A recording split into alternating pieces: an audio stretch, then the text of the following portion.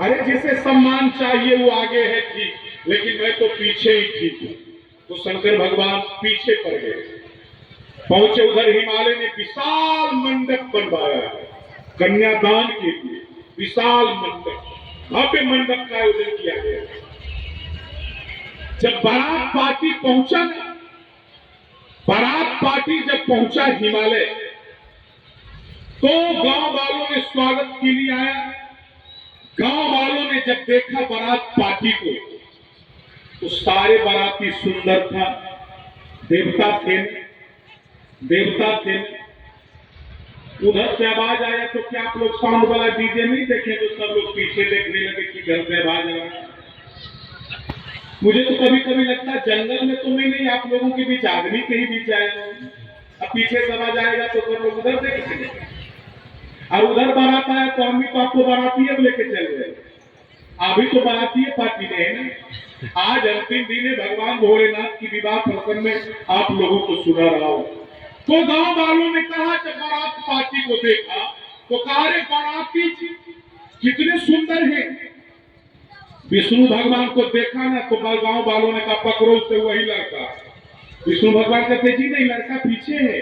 तो गांव वालों ने कहा, रे वाह, जब बाराती इतने सुंदर है तो न जाने लड़का कितना सुंदर होगा। तो विष्णु भगवान मन में कहते हैं, लड़का को देखने के बाद कितनी की जान बचेगी और कितनी की जान निकल जाएगी, यही एक गलत बात है ना। कितने हार्ट अटैक कर जाएंगे पता नहीं। तो अंतिम में, सबसे अंतिम में नंबर आया दूल्हे राजा का। और जब दूल्हे राजा का नंबर आया ना, तो वो जो लाखों लाख का वो जो धूप आया था, एक बार में से घोष लगाया। आप लोग भी हाथ मिला करके लगा दे, बोलो हर हर महादेव। जितना भी गांव वाला था ना, स्वागत वाला, सब वहां से भाग गए। एक आदमी नहीं रुका।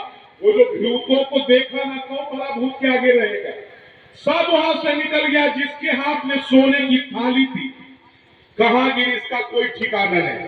सब जान बचाने में लगा हुआ, सब भाग रहा है। एक भी पीछे मुड़ के नहीं देखता, क्योंकि सबको मालूम है कि यदि पीछे मुड़ के देखा जाता तो भूत पीछे ही लग जाता। सब एकदम आगे दे रहा है, एक आदमी पीछे नहीं मुड़ता है। तो शंकर भगवान वीरभद्र से कहते, वीरभद्र, क्या इस गांव में दूल्हा जब आता ब्याह करने के लिए तो सब लोग भाग जाते हैं? तो वीरभद्र कहता, नहीं, ऐसा तो किसी गांव का रिवाज नहीं है, लेकिन ये आपके कदमों का प्रभाव है प्रभु की, कोई टिकता ही नहीं है। तो भगवान कहते, कोई टेंशन का बात नहीं है, ब्याह कर लेगा तो कर लेंगे, नहीं करेगा तो सुबह अपना घर चले जाएंगे। जीव है ना, जीव होता तो मुंह बिगड़ जाए, जबरदस्ती ताली बजाओ। आए तो ब्याह करके जाएंगे। आजकल कोई लड़का आवे गांव वाला उसे घूरा दे, नहीं नहीं नहीं, तुमको नहीं ब्याह करेंगे, वाला लड़का वाला मानेगा? अगर नहीं आए तो करके ही जाएंगे। लेकिन शिव है ना, शिव जी कहते बड़ा रिलैक्स मूड में, टेंशन फ्री है। कहते हैं करेगा तो कर लेंगे, नहीं करेगा तो सुबह अपना घर निकल जाएंगे। क्या टेंशन है, एकदम टेंशन फ्री है। और सब जो चला गया ना, भाग करके अपना घर का खिड़की तक बंद कर लिया कि कहीं खिड़की के अंदर से न भूत प्रवेश कर। लेकिन बच्चा लोग तो तमाशा देखिए लेता है, देखते कितना चौवनिया धनिया का कमी है। वो बच्चा आगे ही रहेगा। तो बच्चा लोग देखा कि कैसा कैसा भूत है, कैसा कैसा प्रेत है, थोड़ा कम डरता था बच्चा, देख लिया। अब देख करके अब गाँव पहुंच रहा, रिलैक्स मूड होकर के। तो माता पिता पूछते हैं बच्चा से, बच्चा जैसा देखेगा वैसा बोलेगा। तो माता पिता जब पूछे ना बच्चों से, बेटा दूल्हा कैसा है, बेटा दूल्हा कैसा है। एक गांव में 55 साल का आदमी ब्याह करने के लिए गया, बुढ़ा हो गया था, भागा, लेकिन ब्याह करने के लिए गया। तो गांव के बड़े बुजुर्गों ने देखा तो क्या कहेगा मुंह पर कि बुढ़ा है, सबका नहीं, ठीक है ठीक, लेकिन बच्चा जैसा देखेगा वैसा बोलिए देगा। बच्चा लड़का के मुंह पर कहता बुढ़ा कहेगा, मुंह पर बोल दिया बुढ़ा है, बुढ़ा है। तो लड़का को लगा कि वो बुढ़ा है, वो एक डंडा उठा लिया, डंडा उठा लिया तो बच्चा कहता है, अरे ये बुढ़ा नहीं तो पगला भी। तो लड़का को लगा ये तो मजाक उड़ाने लगा, तो उसने डंडा फेंक दिया। तो बच्चा कह रहे इसे तो मिर्गी भी आती है, कभी उठा लेता है कभी फेंक देता। बच्चा जैसा देखेगा वैसा बोलेगा। तो माता पिता पूछते बेटा दुल्हा कैसा है? तो बच्चा कहता माँ क्या बताऊं, तन चार ब्याल कपाल भूषण नगन जटिल भयंकर संभूत प्रेत पिशाच जोगिनी विकट मुख रजनी चरा। माँ दूल्हे के साथ एक भी अच्छा आदमी नहीं, कपड़ा तक नहीं पहना दूल्हा, ठीक से। माँ भूत प्रेत की टोली लेकर के आया है। सब गांव वाला कहता हमको क्या काम है, जब से कोई कुछ बोलबो नहीं करता है। हिमालय का जमाई है, राजा का जमाई है। कहीं बोलेंगे हमको हिमालय बाद में घर गांव से निकाल देगा तो बेचारा सब चुपचाप है। अब उधर मैना आरती तैयार करके आती है अपने दामाद का आरती उतारने के लिए, और जब ही सखियों के साथ आती है ना आरती उतारने के लिए तो शंकर भगवान कहते थोड़ा और लीला देखला ही देखे। जो ही सासू माई ना तो भगवान ने थोड़ा बांसुरी को इशारा किया कि फुफकार मारो, तो फुफकार मारा बांसुरी मैना के ऊपर जो फुफकार मारा बेचारी मैना तो गिर ही गई, सोने की थाल लेकर के गिर गई। तो सखियां बेचारी ले गई थी मैना को लोहा से। तो शंकर भगवान कहते वीरभद्र से वीरभद्र क्या इस गांव में सासू आरती उतारने के लिए आती है तो गिर जाती है? वीरभद्र कहता प्रभु ये सब तो आपकी कृपा है, कोई दिख ही नहीं रहा है आपके सामने। तो मैना को फिर हो जाया गया, बेचारी दोबारा आती है तैयार होकर के आरती उतारने के लिए। भगवान कहते थोड़ा मुझे कुछ कर्तव्य दिखाना होगा। अब की बार जब मैना आती है ना तो शंकर भगवान ने क्या किया, विकट विकराल रूप धारण कर लिया।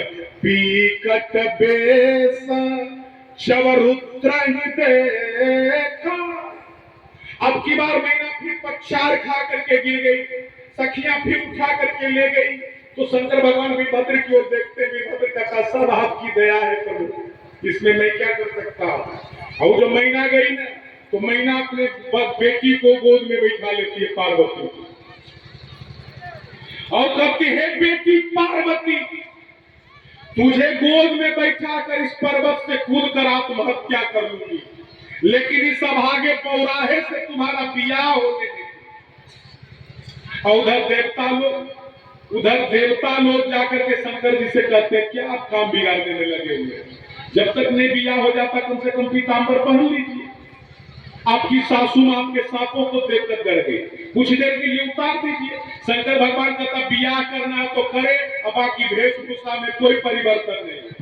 अरे मेरी सासू को तो खुश होना चाहिए, जो गले में काल को डाल सके वही शिव हो सकता है, जो काली नाग के फन पर नाच सके वही कृष्ण हो सकता है, और जो शेष नाग पर शयन कर सके वही विष्णु हो सकता है। मेरी सासू मां को तो खुश होना चाहिए कि उसके बेटी का सौभाग्य खंड हो गया, जो गले में हमेशा काल को डाले रखता है।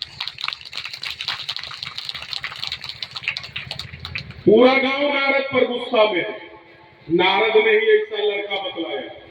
बतलाइए पंडित जी का है, कोई किसी को बतलाएंगे, हाथ में जो लिखा रहता है वो बतलाता है। सारा गांव नारद जी पर गर्म है। और उसी समय नारद जी गांव में प्रवेश करते। गांव वालों ने कहा अब क्या बच गया है जो फिर आए हो गांव में, कोई स्वागत नहीं करेगा, जब निकलो यहाँ से। नारद जी कहते स्वागत करे तो जाऊं, और स्वागत नहीं करे तो नहीं जाऊं, तो साधुता को दाग लग जाएगा ना, अब तो मैं जरूर जाऊंगा। तो नारद जी पहुंचे मैना के पास। मैना ने कोई स्वागत नहीं किया। तब नारद जी बतलाते हो मैना ये क्या कर रही है, आप जानती हैं वो कौन है? अरे साक्षात भगवान शिव आपके दरवाजे पर दामाद बनने के लिए आए हुए हैं। वो कोई साधारण भिखमंगा नहीं है, और आपकी बेटी नहीं समग्र जगत की माँ है। ये पिछले जन्म में दक्ष की बेटी सती थी, और इन्होंने राम जी के ऊपर शंका किया था, इसीलिए अपना शरीर इन्हें जलाना पड़ा, और आपके गर्भ से कन्या के रूप में जन्म लिए। पूरे गांव में ये समाचार फैल गया, शंका कुशंका समाप्त हुई। पूरे गांव के लोग अपने अपने घर से बाहर निकले, नख से सिर तक श्रृंगार करके पार्वती को विवाह मंडप में लाया गया। और शंकर भगवान पहला दुल्हा है और जगत के अंतिम दुल्हा है। जो वास्तविक वेशभूषा में विवाह करने के लिए मंडप में बैठे हैं, है ना। कोई परिवर्तन नहीं, कोई परिवर्तन नहीं। राम जी के विवाह में और शंकर जी के विवाह में अंतर था। राम जी के बाराती को भोजन बाद में चाहिए था और शिव जी के बारात में विवाह भोजन पहले चाहिए था। क्यों? क्योंकि वो रघुवंशी थे। राम जी के बाराती वो तो ठाट बाट वाले थे, उन्हें ठाट बाट चाहिए, भोजन बाद में चाहिए। और यहाँ पर जो बाराती पार्टी था ना, वो भूत प्रेत था। तो यहाँ पर बेचारा हिमालय